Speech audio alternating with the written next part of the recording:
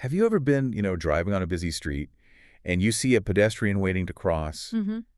and just before they even move, you somehow know if they're going to run for it or walk slowly or even just uh, pause to check their phone? Oh, yeah, all the time. That ability, that instantaneous prediction of what someone's about to do, that's the biggest hurdle for modern AI. It really is, especially as we want these systems to collaborate with us, in cars as robotic partners. Right. It's absolutely crucial for any collaboration between a human and a machine to be, well, safe and robust.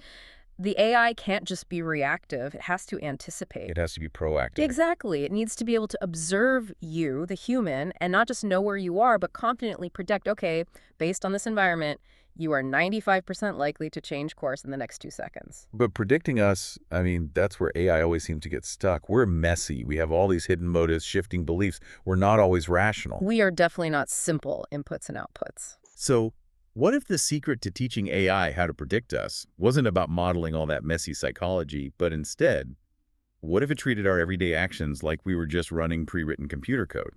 And that is the radical premise behind the source material we're diving into today. Okay. We have a new paper here, and it's proposing a really fundamental shift in how AI understands us. It's called Modeling Others' Minds as Code. Modeling minds as code. The authors basically argue we need to abandon all this expensive, complex modeling of internal beliefs and desires and instead focus on something much more efficient.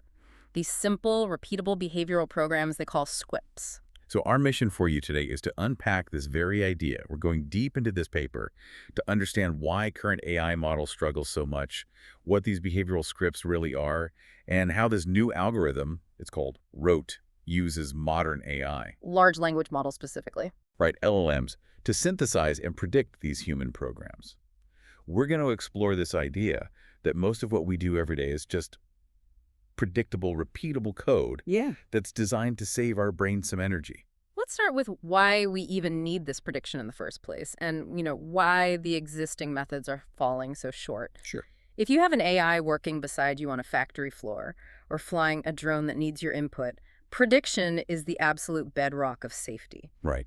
If the AI is slow to predict, or if its prediction fails when the circumstances change just a little bit, what we call brittleness, then the collaboration isn't just inefficient. It becomes dangerous. It becomes dangerous. And we see that failure of prediction all the time in, critical situations. Mm. An autonomous car navigating a busy street, it assumes I'm going to follow the law perfectly, but maybe I drift over the line because I get distracted for a Yep, second. the system has to react. Instantly. And if its prediction was too slow or just too rigid, that could be a massive failure. And that's where the authors of this paper really dig into the flaws of current AI methods. They point to 3 critical problems that make these traditional models so brittle and slow. The first one is that they're just incredibly data hungry. Data hungry. You mean like they need to see a million examples of me reaching for a coffee cup just to predict that I'm going to lift it? Exactly that. Traditional methods, we're talking deep reinforcement learning, neural networks, they need massive amounts of observational data. Mhm. Tens of thousands of hours of video of interaction just to learn the basic policy of what a person might do. And if you change one little thing, like the color of the cup, We put it in a new kitchen. Yeah. yeah, The whole model might just start to struggle because it hasn't seen that one specific tiny new data point. which makes them hard to transfer and I'd imagine just computationally exhausting to run. Hmm. But the second flaw you mentioned, brittleness. I think that's the scariest part for using this stuff in the real world. It is. Brittleness is when the model works perfectly in the lab, on the specific data set it was trained on. But the moment you introduce a new variable, a subtle change in the lighting, an unexpected object, a slight change in where the person is standing, the model just completely collapses. And in the real world, new variables are the norm, not the exception. Exactly. A brittle system isn't robust. And then there's the third point the authors make, which is this pervasive and often totally unrealistic assumption of rationality. Ah, yes. The idea that the human is always a perfectly logical agent. We do that all the time. Current AI models often treat us like we're always calculating the mathematically optimal outcome based on some clear set of beliefs and desires. We don't have time for that. In a real-time situation, we rely on shortcuts. We're often satisficing. We're just choosing the first solution that seems good enough. We are not optimizing for perfection. So if the AI is trying to model my deep psychological state, Uh, my shifting beliefs about traffic and my desire to get home, that's a huge computational load. it's incredibly demanding. And if the context shifts quickly, the AI might not have time to reevaluate everything, which leads to slow and, more importantly, inaccurate predictions. Okay, so that's why the core insight of this paper is so powerful. It's like a conceptual escape hatch from that whole problem. It is. The main idea is that most of our efficient common behavior isn't driven by some deep, complex psychological state. It's driven by simple, repeatable routines, scripts. So let's talk about these scripts. We're shifting the model from internal motive to an external sequence of actions. The paper uses that classic example. Wait for the green light, then go. That is a perfect behavioral script. Think about it. When you're sitting at a traffic light, you don't engage in some high-level philosophical debate with yourself. No. No human brain is processing. I perceive the light is now green. My primary motivation is smooth transit. My policy dictates green means go. Therefore, I will now initiate the motor program to depress the accelerator. No. It's immediate, automatic. You see the context, the light turns green, and that action sequence just fires off. It's like a subroutine in a computer program. It bypasses all that conscious high-cost calculation. And that is the conceptual leap here. Instead of forcing the AI to model your belief that green means go, You just model the routine itself. the AI models the wait-go sequence as an explicit behavioral program. It's basically teaching the AI to read our routine shortcuts. It's like walking into your own kitchen versus someone else's. In my kitchen, the get a spoon script runs perfectly. My hand just knows which drawer to go to. I don't even think about it. Zero conscious thought. But in a new kitchen, that script fails completely. And suddenly I have to run this complex, high-energy search algorithm just to find a spoon. That's a perfect analogy for cognitive load. The whole motivation behind these scripts is that they minimize the energy required for both the person doing the action and the person, or AI, observing it. If the AI can correctly identify that you are running the making coffee script, it can predict your next 10 steps with really high confidence and very little computation. Because that program is almost always the same. Reach for the filter, measure the grounds, pour the water. Exactly. Okay, so we're moving from trying to model why a person made a decision to just modeling what the most common, successful sequence of steps looks like in this environment. And that's what led the researchers to build this new algorithm, ROTE. ROTE is designed specifically to take just a little bit of observational data, the way a hand moves, a slight shift in posture, and synthesize these efficient behavioral scripts from it. But that's the challenge, right? How do you get an AI to look at chaotic human behavior and boil it down to these simple, reliable programs? It sounds like you're asking it to perform magic. It's not magic, but it is a very clever application of some cutting-edge tech. ROTE has this powerful two-component structure to achieve that program synthesis. So let's break that down. The first component uses something everyone is talking about right now, large language models. Right. Component 1 uses LLMs, but not for chatting or writing essays. It uses them for a very structural function to synthesize a massive hypothesis space of potential programs. A hypothesis space. The LLM acts as a kind of creative library. It draws on its vast training data to generate dozens, maybe hundreds, of plausible code routines that might explain the behavior it's seeing. So if I start walking toward the fridge, the LLM component says, okay, here are 20 possible programs. Script A, get milk. Script B, get ice. Script C, put away leftovers. It creates the list of suspects. Precisely. It generates the candidate scripts. But just having a list of candidates isn't enough because there's always uncertainty about which program the human is actually running. And that's where the second component comes in. That's why you need component 2, which is the reasoning engine. So how does ROTE decide which of those 20 scripts is the most likely one? Component 2 uses what's called probabilistic inference. It's a sophisticated statistical layer that looks at the actual, sparse and noisy observational data. Like the exact angle I opened the fridge door. Yeah. Yes, or the speed of your movement.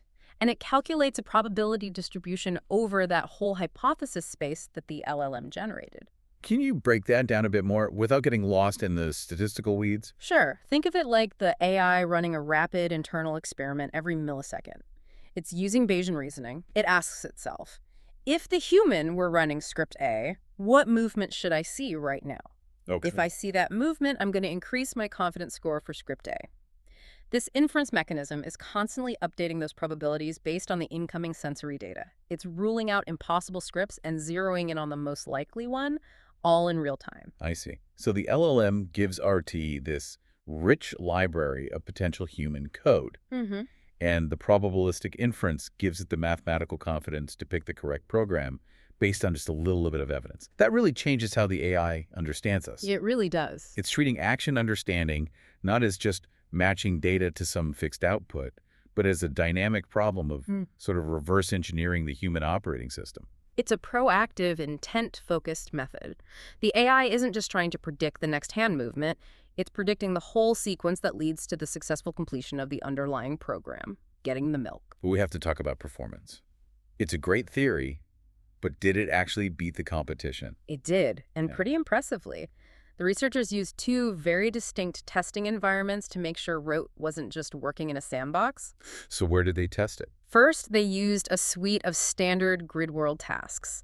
These are simplified environments, which are great for just testing fundamental predictive limits. But not very realistic. Right, so to prove its real-world value, they also deployed Rote in a large-scale embodied household simulator. An embodied household simulator. Okay, that's where the complexity must just skyrocket. You're talking about a virtual home where AI agents are acting like humans doing complex multi-step chores. Exactly. Like planning and cooking a 3-course dinner or finding a specific object in a really cluttered room. That sounds like a tough test. It is. The simulator is full of noise, multiple branching possibilities for what someone might do, and Roti was pitted against some very competitive baselines. So who are the reigning champions it had to go up against? Well, it outperformed two critical classes of models. First, it beat traditional behavior cloning methods. Those just memorize inputs and map them to outputs. Right. Second, and this is really significant, it outperformed other LLM-based prediction methods that didn't use Roti's special two-part structure. Wait, so if other LLM systems failed, that suggests the big creative brain of the LLM isn't enough on its own? It's not. You absolutely need that second component, the probabilistic inference, to properly contextualize the scripts and actually make them useful for prediction. That's the key takeaway from their validation tests. And the quantitative improvements are just startling. The researchers looked at two metrics, in-sample accuracy and out-of-sample generalization. Let's quickly clarify those because the numbers here are massive. What's the difference between in-sample accuracy and good generalization? In-sample accuracy is how well the system predicts actions that are very similar to what it's already seen in its training data. So predicting me making coffee for the 10th time. Exactly. But generalization, that's the crucial metric. That's how well it predicts behavior in entirely new, unseen scenarios. Like me trying to make some complicated tea I've never made before. Or navigating a new furniture layout that wasn't in the original data. That's the true test of robustness. Can the AI predict what happens on Monday morning when the human throws it a curveball? How did it do? And in both metrics, but especially in that tough task of out-of-sample generalization, Rote outperformed those competitive baselines by as much as 50%. 50%. Yeah. That's not a marginal optimization. That's a fundamental leap. It's a transformative leap in the AI's ability to understand human intent. In a real-world scenario, especially where safety is a concern, that 50% difference could be the difference between avoiding an accident and complete failure. It opens up a path for AI systems to be much more efficient, reliable, and trustworthy partners. By shifting focus away from modeling deep, expensive psychology and instead boiling our actions down to these simple, high-probability scripts, the AI gains immense predictive power. But let me just challenge that for a second. If we're treating human behavior as simple code, aren't we missing the moments when humans deliberately break the script? Or when we learn a brand new one? That's a great question. How does Roti handle that kind of novelty or that moment of genuine creativity? That's where the LLM component is still critical, because the LLM is constantly synthesizing a vast hypothesis space, right? The library of potential programs is huge. Okay. Rote doesn't just stick to 5 known scripts. If a human starts acting in a novel way, its probabilistic inference layer can start assigning very low probabilities to the old known scripts and start boosting the probability of a newly synthesized, highly descriptive script. Even if it's only seen it for a split second. Yes. It can adapt rapidly because it's modeling code, which is inherently adaptable, rather than modeling static beliefs. That makes the system feel much more dynamic. This whole deep dive really synthesizes one core takeaway for me. The most effective, safest way for an AI to model us isn't to assume we're endlessly complex variables, Right. but to realize how often we humans, ourselves, just default to running predictable, efficient code. We're designed for cognitive efficiency. Running a pre-programmed script, the turn the key and drive script or the open the door sequence, it's just orders of magnitude cheaper cognitively than recalculating the optimal policy every single time. Mm-hmm. Ro just capitalizes on our own human need to minimize cognitive load. It sees the efficiency we crave and uses it to predict what we'll do next. Which leaves us with a final thought for you, based on all this. If our most common daily interactions, waiting in line, commuting, making dinner, are just routines our brains designed to minimize cognitive load, what percentage of our daily lives are we truly making deliberate, conscious choices versus simply running on optimized autopilot code? Something to think about the next time you execute a perfect but totally thoughtless turn into your own driveway.